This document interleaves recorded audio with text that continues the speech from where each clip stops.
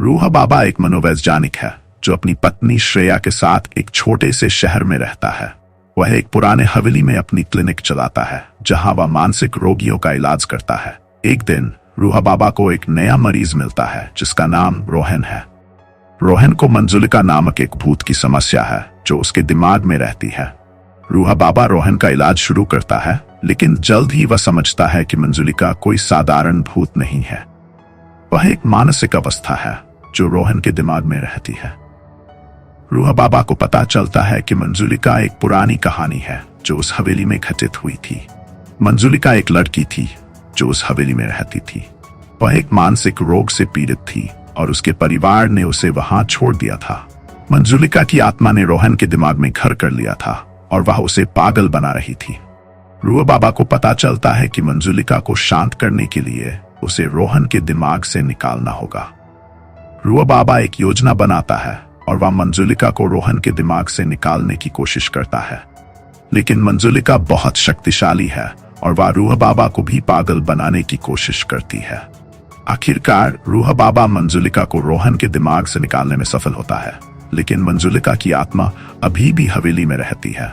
रूहा बाबा और श्रेया उस हवेली को छोड़ देते हैं, लेकिन वे जानते हैं कि मंजुलिका कभी भी वापस आ सकती है। क्लाइमैक्स। रूहा बाबा और श्रेया उस हवेली से निकलते हैं, लेकिन तभी वे सुनते हैं कि मंजुलिका की आवाज आ रही है।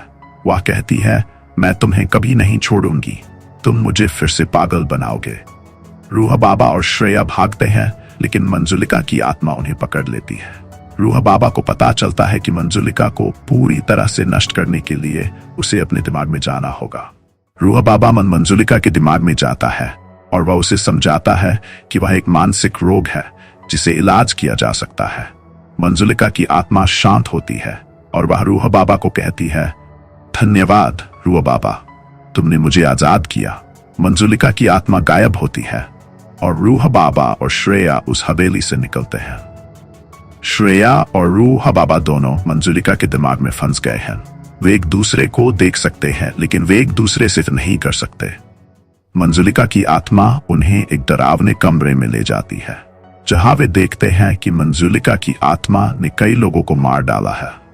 श्रेया और रूहा बाबा को पता चलता है कि वे मंजुलिका की आत्मा से बचने के लिए एक दूसरे की मदद करनी होगी। वे एक योजना बनाते हैं और मंजुलिका की आत्मा को चकमा देने की कोशिश करते हैं, लेकिन मंजुलिका की आत्मा बहुत शक्तिशाली है और वह उन्हें पकड़ लेती है। तभी रूहा बाबा को एक विचार आता है।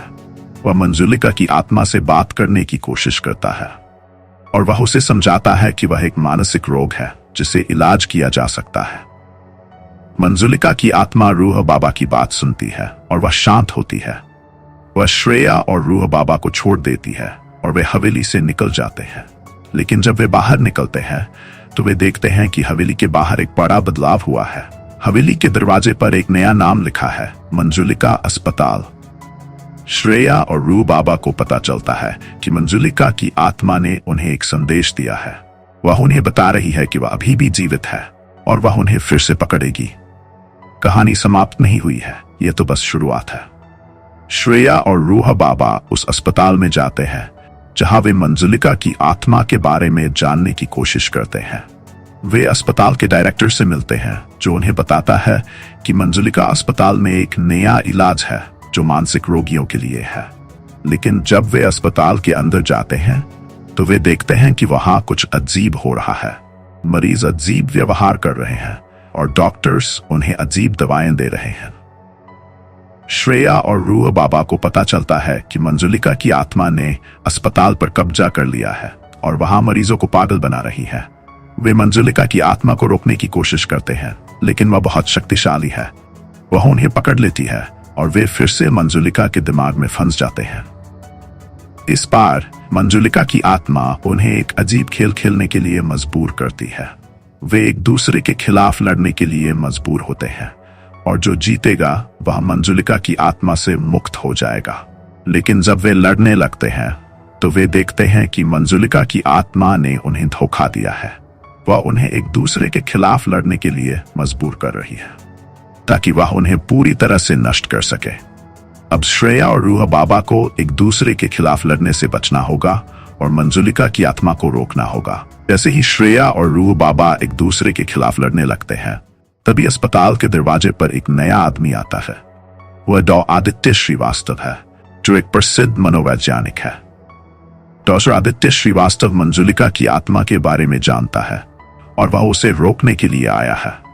वह रूह बाबा को देखता है, जो मंजुलिका की आत्मा के प्रभाव में है, और वह उसे समझाता है कि वह एक मानसिक रोग है जिसे इलाज किया जा सकता है।